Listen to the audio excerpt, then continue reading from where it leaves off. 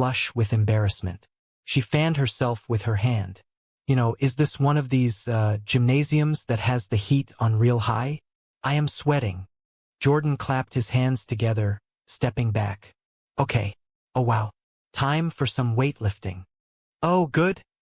Reba breathed a sigh of relief. That is enough of that stretching. Hello. Okay. Knock this out, Jordan said, handing Barbara Jean a pair of heavy dumbbells. Yeah, okay. All right. Barbara Jean grunted, beginning to lift the weights. Reba took another step back, feeling like she had gathered more than enough intelligence for Brock. I think I have seen enough. So what do you think? Do you have any interest in getting a personal trainer? Jordan smiled warmly at Reba. Only if he takes me out to dinner first. Barbara Jean stopped lifting, looking at Reba with wide eyes. Are you sure, Reba? Seriously, this is one of the best relationships I have ever had. Reba swallowed hard. The evidence was mounting. Oh, I think Jordan has his hands full with you. I am going to go. Jordan raised a finger. Oh, you are a beginner, Reba. You will start with Dot. A woman who looked like she could wrestle a bear and win stepped out from behind a row of treadmills. She had muscles upon muscles, a severe haircut, and an expression that promised pain. Yeah, Dot bellowed. Jordan gestured gracefully toward Reba. This is Reba. She seems a little tense. I would spend some extra time on the stretching. Dot cracked her knuckles and glared at Reba. Hey, get down there. Reba considered running, but sheer terror locked her knees in place. An hour later, Reba stumbled through the front door of her house, her hair wild and her muscles screaming in protest. Brock was pacing in the living room. The moment he saw her, he rushed forward. So, did you see him? Brock demanded, his eyes wide with frantic anticipation. What is he like? Is he little? Could I take him in a fight? Reba limped toward the sofa and collapsed onto the cushions. He is big, but he is not as big as Dot. Brock frowned, completely missing the context. So, what do you think? Is there something going on there? Reba rubbed her aching shoulders, looking up at her ex-husband.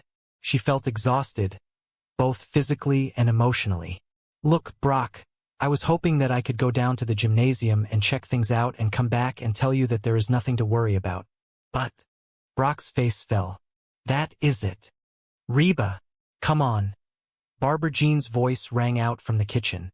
She had evidently beaten Reba home. Reba lowered her voice, leaning toward Brock. Okay, I do not know if they are having an affair or not, but if they keep working out like that, they might be having a baby.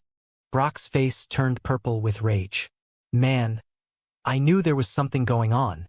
Barbara Jean strolled into the living room, a bright smile on her face. Hey, everybody. I am here, and I am saying well. She noticed Brock. Oh, une. Brock stepped forward, his posture aggressive. Do not you hi honey me. Barbara Jean looked confused.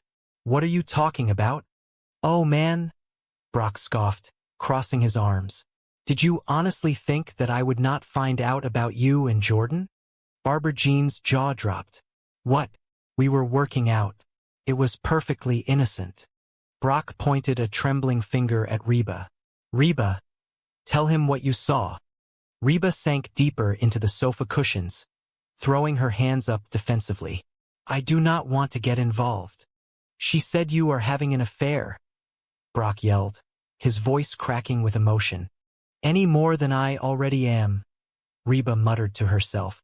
Barbara Jean stomped her foot on the floor. Okay, Jordan and I are not having an affair. He is gay. The living room fell into stunning silence. Brock blinked, his rage evaporating into complete confusion. What? Barbara Jean turned to Reba, a look of profound betrayal on her face.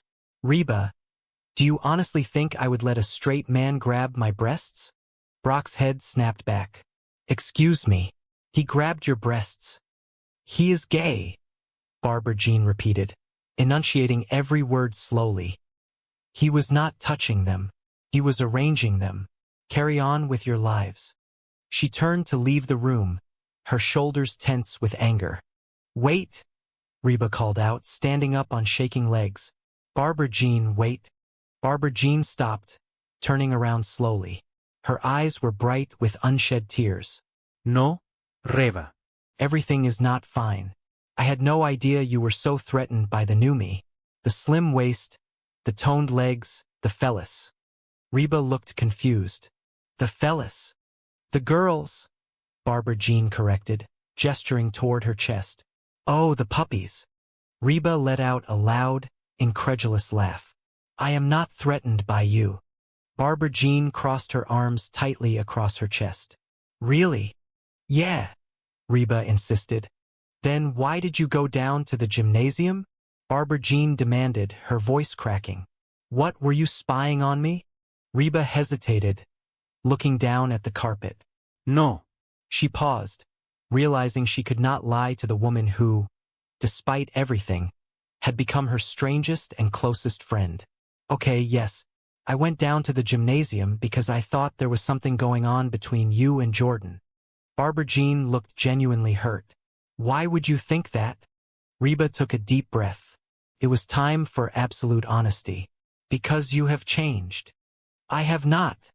Barbara Jean protested immediately. Yes, you have, Reba countered softly but firmly. Ever since you lost all that weight, you are pushy and obnoxious, and you always want to be the center of attention. Barbara Jean stared at her for a long moment. Finally, she tilted her head. Hello? I have always been that way. From the corner of the room, Brock nodded slowly. She kind of got a point there. Reba sighed, running a hand through her hair. Yeah, well, something has changed, Barbara Jean. Barbara Jean's expression softened into one of vulnerability. Yeah, the way you guys look at me, I am still the same Barbara Jean I always was. I am just less winded. Reba felt a pang of guilt strike her chest. She looked at Brock, then back to Barbara Jean. The truth was ugly, but it needed to be said. I know she might be right, Reba admitted softly.